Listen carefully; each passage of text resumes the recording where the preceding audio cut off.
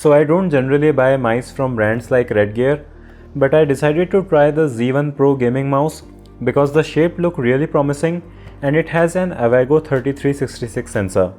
So let's find out if it's better than the competition, specifically the Logitech G102, which is the best value mouse in my opinion. Hey guys, I am Siddharth and this is Redgear Z1 Pro review.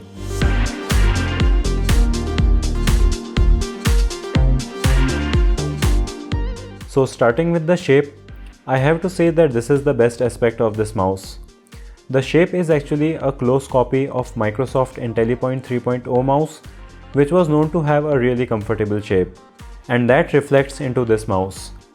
The shape is really good and you can comfortably use it with a palm grip, which is really nice. But the G102 also has a very good shape that works really well with claw grip. So even though I prefer the shape of Z1 Pro here, I don't think that it's a clear winner here for people who like using their mouse with a claw grip. The design and look of the mouse are decent. It's not the most tasteful implementation of RGB and the diffusion isn't as smooth as the G102, but the mouse still manages to look good.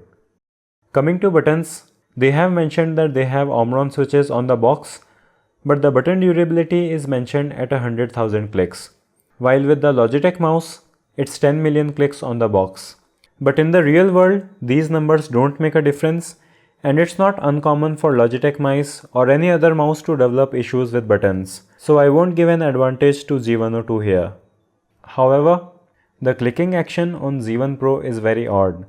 So the left mouse button is okay, but it has a lot of wobble when it's pressed down, and while it's not a deal breaker, it makes it feel really cheap.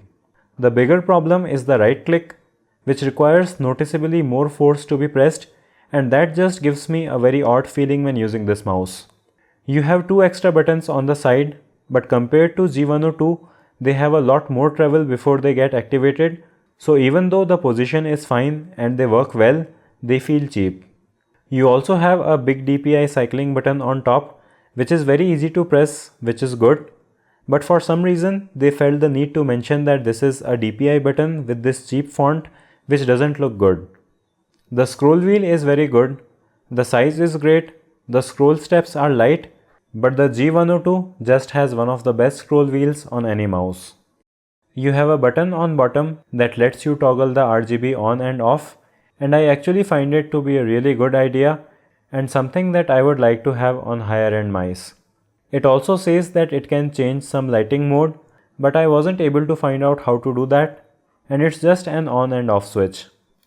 You actually get the software in a CD, and I don't know who has a CD drive in a modern gaming PC.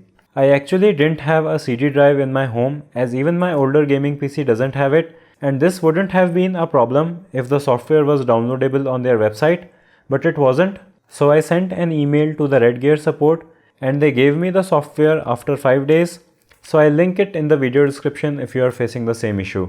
By the way, make sure that you are subscribed to the channel with the bell icon so you don't miss the upcoming videos. Coming to the software, it is pretty bad.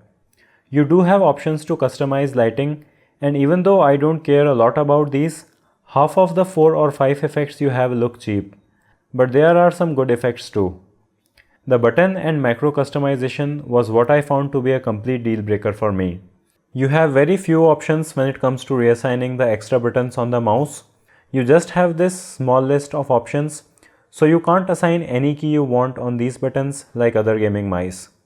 You also have options to assign macros, and I thought that I would be able to use it to assign any key combination to the mouse, but the problem is that you cannot have key combinations assigned as macros. So on my Logitech mouse, I use the extra buttons to cycle between tabs in the browser, but that is not possible on this mouse.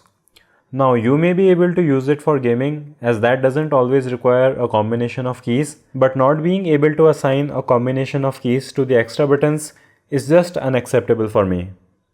The Logitech gaming software is the best in the industry, and you are getting it with the G102. It's not perfect, but it is still infinitely better than the Redgear software. The sensor on the Redgear Z1 Pro is its second biggest selling point. It's the Avago 3360 sensor that you would find in higher end mice, and so the tracking performance of this mouse is really good. So I don't have an issue in this area, but the Logitech G102 also has an excellent sensor, and even the pros can't tell the difference between its sensor and the higher end sensors. But if you are getting the Z1 Pro purely for its tracking performance, you should be satisfied, and it does perform well in gaming. So in conclusion, you must have realized that I don't like this mouse. I wouldn't say that it's complete garbage, because for someone who really wants to have the shape of Microsoft Intellipoint mouse with lots of RGB added, this could be an acceptable choice. But other than that, it really doesn't deliver to other aspects that would make you buy a gaming mouse over a regular mouse. The buttons feel cheap, the looks are not that great, the software sucks big time, and when you compare it to the Logitech G102, which is cheaper and excels at everything, it really doesn't make sense to buy what is essentially a rebranded Chinese product that looks and feels like a rebranded Chinese product. At the lightning deal price of 1700 rupees, if you spend a few hundred rupees more, you can get a Logitech G402, which is a legendary mouse with an amazing shape, sensor and buttons. But if you still want to buy this, I'll have links in the video description so you can check this out, and I'll also have links to the G402 and G102 along with its review, as these are the mice you should be looking at in my opinion. So give this video a thumbs up if you found it to be helpful, or a thumbs down if you work at Redgear, and subscribe to the channel with the bell. Leave your thoughts in the comment section below. Thanks for watching, and I'll see you in the next one.